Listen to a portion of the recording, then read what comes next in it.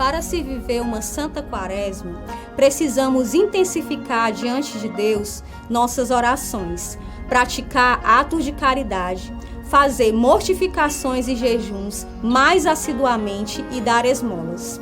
Mas, nos santos, estes atos sempre foram bastante presentes em suas vidas, de forma intensa. Temos como exemplo a vida de Santa Francisca Romana, que nos agracia com seu rico testemunho de boa esposa e mãe, e mulher temente a Deus. Nascida no século XIV, recebeu dos pais educação cristã e desde criança já guardava em seu coração o precioso zelo pelas práticas de piedade, como abstinências, orações, leituras espirituais e visitas à igreja onde pudesse lucrar indulgências. Dessa forma, ainda aos 11 anos, decidiu se consagrar totalmente a Deus, através de um voto de virgindade. Porém, Deus tinha outro propósito para Santa Francisca. Já prometida em casamento, tornou-se a esposa de Lourenço Ponziani, jovem de nobre família, bom caráter e grande fortuna. Mas Santa Francisca Romana sempre soube conciliar muito bem a vida de casada e mãe com o desejo que tinha de pertencer unicamente a Deus, não negligenciando nunca as práticas de vida interior, dizia ela. Por ter nascido na riqueza, uma mulher do mundo não é menos obrigada a seguir as máximas do Evangelho. 3 anos após seu casamento, ficou durante 1 ano gravemente doente. Nesse período, visitou-a por 2 vezes Santo Aleixo. Na primeira visita, perguntou à santa se ela queria a cura para a sua enfermidade. Na segunda, disse a ela a vontade de Deus sobre a sua enfermidade. Deus quer que permaneça nesse mundo para glorificar seu santo nome. Colocou sobre ela o seu manto dourado e imediatamente ela ficou curada.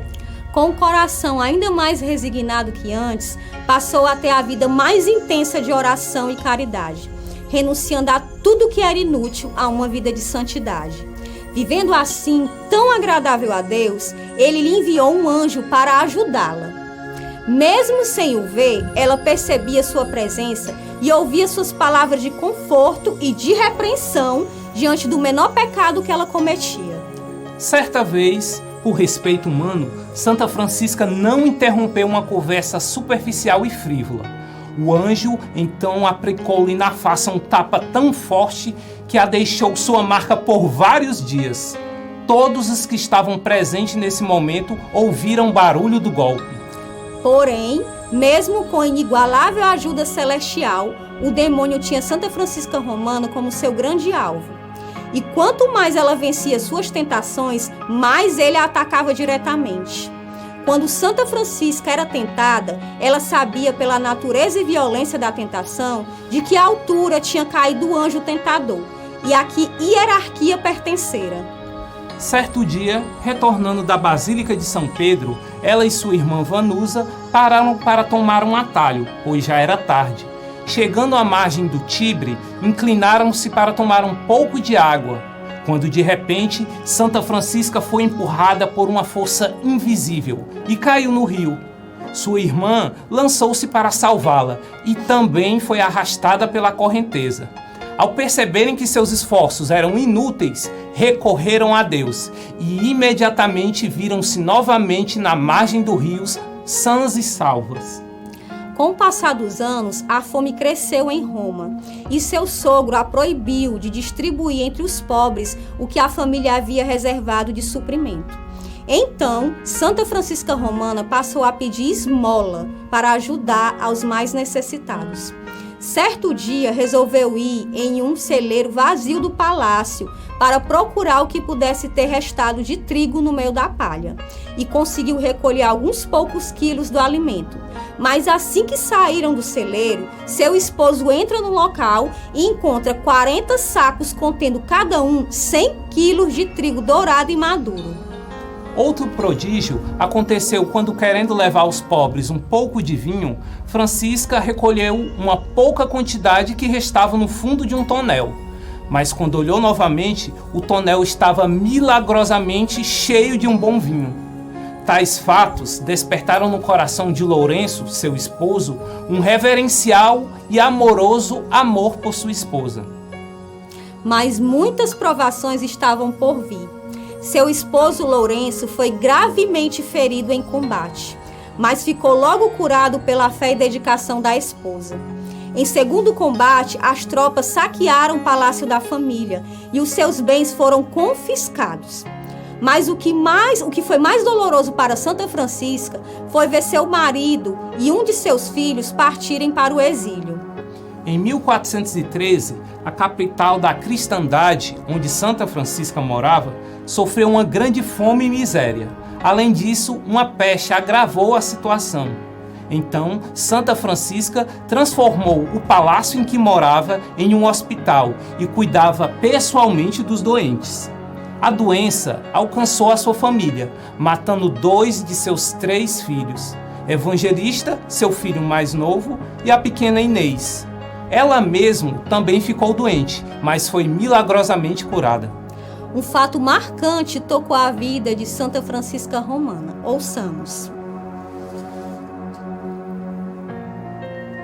No mesmo ano de falecimento de seu caçula, um menino apareceu para ela, e ao seu lado havia um jovem do mesmo tamanho, aparentemente da mesma idade, mas de beleza singular. Ela perguntou: "És realmente tu, filho do meu coração?" Ele respondeu que estava no céu, junto com aquele esplendoroso arcanjo que o Senhor lhe enviava para auxiliá-la em sua peregrinação terrestre. "Dia e noite o verás ao teu lado, e ele te assistirá em tudo", acrescentou. Aquele espírito celestial irradiava uma tal luz que Francisca podia ler ou trabalhar à noite, sem dificuldade alguma, como se fosse dia. E lhe iluminava o caminho quando precisava sair à noite. Na luz desse arcanjo, ela podia ver os pensamentos mais íntimos do coração. Recebeu, ademais, o dom do discernimento e dos espíritos e de conselho, os quais usava para converter os pecadores e reconduzir os desviados ao bom caminho.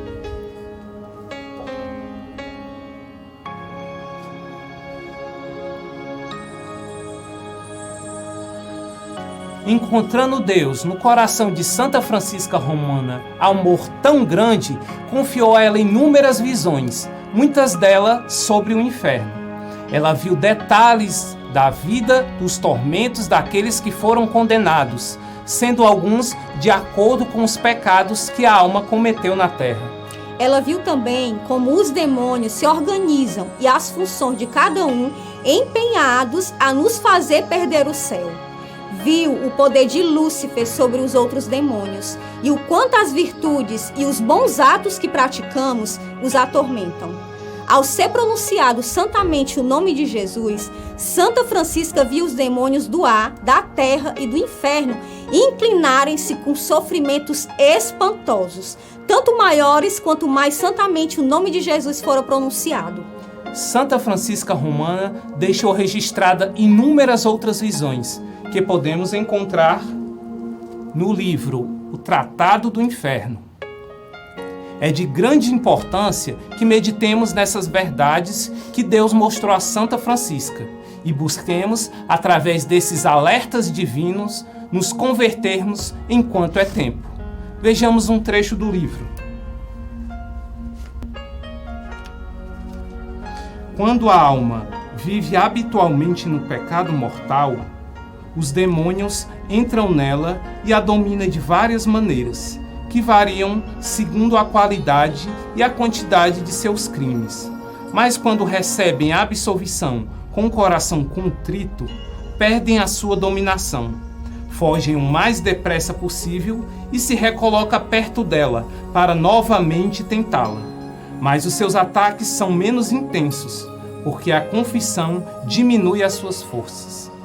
Com estas palavras de Santa Francisca Romana, meditemos como é importante renunciarmos ao pecado e vivermos os santos sacramentos que nos purificam e nos protegem da força infernal. Santa Francisca Romana, após a morte do marido, tornou-se religiosa. Fundou a Ordem das Irmãs Oblatas. Faleceu com os olhos brilhando, dizendo estar vendo o céu aberto, e muitos anjos que haviam ido buscá-la para morar eternamente com seu amado Deus. Peçamos a intercessão de Santa Francisca Romana contra toda a cilada do demônio e a graça de termos em nosso coração grande desejo de renunciar a tudo o que nos pode fazer um dia perder o céu. Santa Francisca Romana, rogai por nós.